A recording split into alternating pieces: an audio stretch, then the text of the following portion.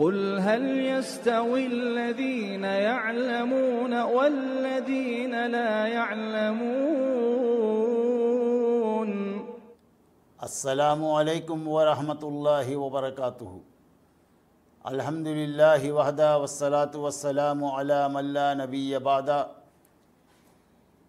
ప్రియ ముస్లిం తెలుగు సోదర సోదరీమణులకు, యువకులకు, పెద్దలకు అందరికీ మద్రసా అల్లిమ్ని అల్ ఇస్లాం ప్రోగ్రాంలో స్వాగతం, సుస్వాగతం.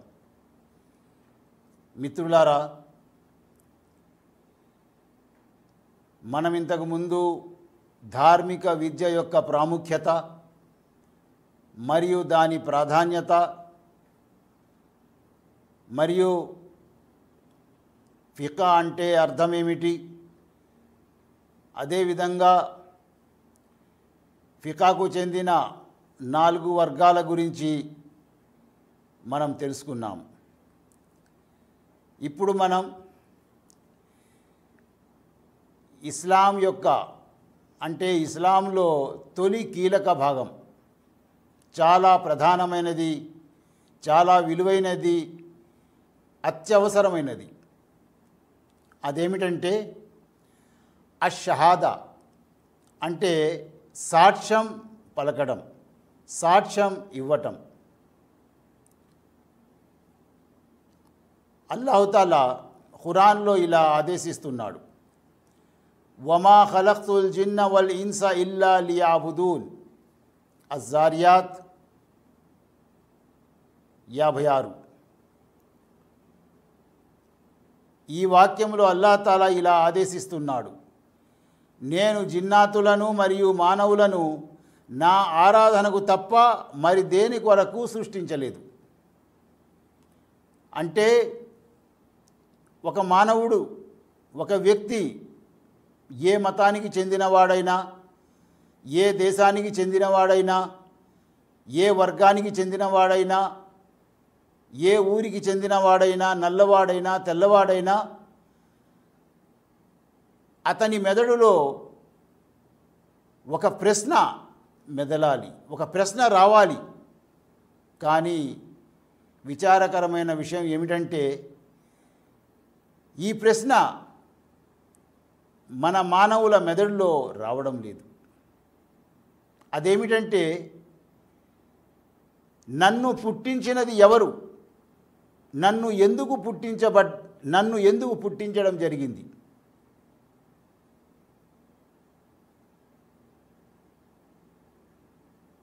మానవుడు నన్ను పుట్టించింది ఎవరు అంటే అల్లాహుతాలా ఖురాన్ ద్వారా సమాధానం ఇస్తున్నాడు. మిమ్మల్ని పుట్టించింది అల్లాహ్, అంటే వాస్తవ ఆరాధ్యుడు. ఇతర దైవాలు, చిల్లర దైవాలు సాటి లేనివాడు, ఒకే ఒక్క దైవం, ఒకే ఒక్క సృష్టికర్త. మన పుట్టుకలో కానీ, మనకు ఆహారం ప్రసాదించడంలో కానీ, మనల్ని సంరక్షించడంలో కానీ, మనకు రక్షణ కల్పించడంలో కానీ ఆయన ఒకే ఒక్కడు. ఆయనకు ఎటువంటి సాటి లేదు, ఎవరూ సాటి లేరు. అంటే నన్ను పుట్టించింది ఎవరు అంటే ఖురాన్ మిమ్మల్ని దేవుడు పుట్టించాడు అని సమాధానమిస్తుంది. ఆ తరువాత రెండో ప్రశ్న, నన్ను ఎందుకు పుట్టించావు, నన్ను ఎందుకు పుట్టించడం జరిగింది అనే ప్రశ్న కూడా మానవుడి మెదడులో మెదులుతుంది. దానికి కూడా ఖురానే సమాధానం ఇస్తుంది. ఏమిస్తుంది? నేను జిన్నాతులను మరియు మానవులను నా ఆరాధనకు తప్ప మరి దేని కొరకు సృష్టించలేదు. మిత్రులారా, ఈ వాక్యములో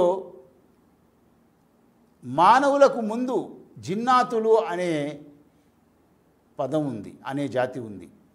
దాన్ని సాధారణంగా మన ముస్లిమేతర సోదరులు దయ్యాలు, భూతాలు అంటారు. అంటే వాళ్ళకు తెలీదు వీళ్ళెవరు, వాళ్ళను ఎవరు పుట్టించారు, వాళ్ళను ఎందుకు పుట్టించడం జరిగింది వాళ్ళకు తెలియదు. అందువల్ల వాళ్ళు ఏమంటారు? దయ్యాలు, భూతాలు ఇలా అంటారు. కానీ ఆ జిన్నాతులు ఎవరంటే, ఇక మానవులను దేవుడు మట్టితో సృష్టించాడు. మట్టితో అంటే భూమండలంలోని సమస్త రకాల మట్టిని సేకరించి దాన్ని కలిపి దానితో దేవుడు మానవుని సృష్టించాడు. అందువల్లే మానవునిలో ఆ గుణం ఉంటుంది. అదేవిధంగా జిన్నాతులను దేవుడు అగ్నితో సృష్టించాడు. అగ్ని మంటలతో మనం చూస్తుంటాం. అగ్ని ఉన్నప్పుడు మంటలు పైకి లేస్తాయి, మంటలు క్రిందికి రావు, మంటలు పైకి లేస్తాయి. ఆ మంటలతో అంటే అగ్నితో దేవుడు వారిని సృష్టించాడు. వాళ్ళు మానవులకు కనబడరు, కానీ వాళ్ళు మానవులను చూడగలరు. ఈ విషయం కూడా దేవుడు ఖురాన్లో తెలియపరిచాడు. మిత్రులారా, అయితే ఈ వాక్యంలో దేవుడు ఏమంటున్నాడు? నేను జిన్నాతులను మరియు మానవులను నా ఆరాధనకు తప్ప మరి దేని కొరకు సృష్టించలేదు. ఆరాధన అంటే ఆయన్నే పూజించాలి, ఆయన ఆదేశ పాలనే చెయ్యాలి, ఆయన చెప్పినట్లుగానే జీవించాలి, ఆయన తినమన్నవే తినాలి, ఆయన నిషేధించిన వాటి జోలికి పోకూడదు. అందువల్లే మనం చూస్తాము మన జీవితంలో పాపాలు పుణ్యాలు రెండూ ఉన్నాయి. ఒకే పని, అది పాపము అవుతుంది, పుణ్యము అవుతుంది. ఎలా అంటారా? ఒక వ్యక్తి ధర్మంగా సంపాదిస్తాడు, కష్టపడి సంపాదిస్తాడు, చెమటోర్చి సంపాదిస్తాడు, అది ధర్మ సంపాదన. మరో వ్యక్తి ప్రజలను మోసం చేసి సంపాదిస్తాడు, కల్తీ చేసి వస్తువుల్లో కల్తీ చేసి సంపాదిస్తాడు. ఇంకా అదేవిధంగా ఇతరులపై దౌర్జన్యం చేసి సంపాదిస్తాడు. చూసారా? మనిషి సంపాదిస్తున్నాడు, కానీ మార్గాలు రెండున్నాయి. ఒకటి ధర్మ మార్గం, రెండవది అధర్మ మార్గం. అందువల్లే దేవుడు ఖురాన్లో అనేక చోట్ల దీన్ని గురించి గుర్తు చేశాడు. చూసారా? ఒకే పని, అది రెండు విధాలుగా కూడా జరుగుతుంది. అందువల్లే దేవుడు పాప పుణ్యాలు అన్నాడు. దేవుడు ఖురాన్లో ఏమంటున్నాడు? ఎవరైనా రవ్వంత పుణ్యం చేసినా దాన్ని అతడు తీర్పు దినము నాడు చూసుకుంటాడు, తప్పకుండా చూసుకుంటాడు. అదేవిధంగా ఎవరైనా రవ్వంత పాపం చేసినా దాన్ని అతడు చూసుకుంటాడు అని అనేక చోట్ల చెప్పాడు. చూసారా? ఈ చిన్న వాక్యాలు రెండు ఉన్నాయి, కానీ ఇవి మానవునికి సాఫల్యం పొందడానికి ఎల్లప్పుడూ గుర్తుంచుకోవాలి. ఇకపోతే మరో వాక్యములో అల్లాహ్ తాలా ఇలా ఆదేశిస్తున్నాడు. ఖుల్ ఇన్న సలాతి వ నుసుకి వ మహ్యాయ వ మమాతి లిల్లాహి రబ్బిల్ ఆలమీన్. అల్-అన్ఆమ్ 62. ఓ ప్రవక్త, ఇలా ప్రకటించు, నా నమాజు, నా సకల ఉపాసనా రీతులు, నా జీవనం, నా మరణం సమస్తము సర్వలోకాల ప్రభు అయిన అల్లాహ్ కొరకే. మనదేం లేదు, మనమేమీ చేయలేము. మనము సొంతంగా పుట్టలేదు, మనము సొంతంగా మరణించము కూడా. మనము సొంతంగా ఆహారాన్ని తయారు చెయ్యలేము, మనము సొంతంగా నీటిని తయారు చెయ్యలేము. మన అవసరాలు, మన అవసరాలకు కావలసిన ముడి పదార్థాలు, వస్తువులు అన్నీ దేవుడు సృష్టించినవే, మనమేమీ చేయలేదు. అందువల్ల ఎల్లప్పుడూ దైవానికి కృతజ్ఞులై ఉండాలి. ఈ వాక్యంలో ప్రతి వ్యక్తి నా నా నమాజు, నా ఆరాధన, నేను ఏం మంచి పనులు చేసినా సరే, నా జీవితం, నా మరణం అల్లా కొరకే. ఆయన సకల లోకాలకు ప్రభు. ఈ మంచి ప్రవర్తనతో మెలగాలి. మిత్రులారా,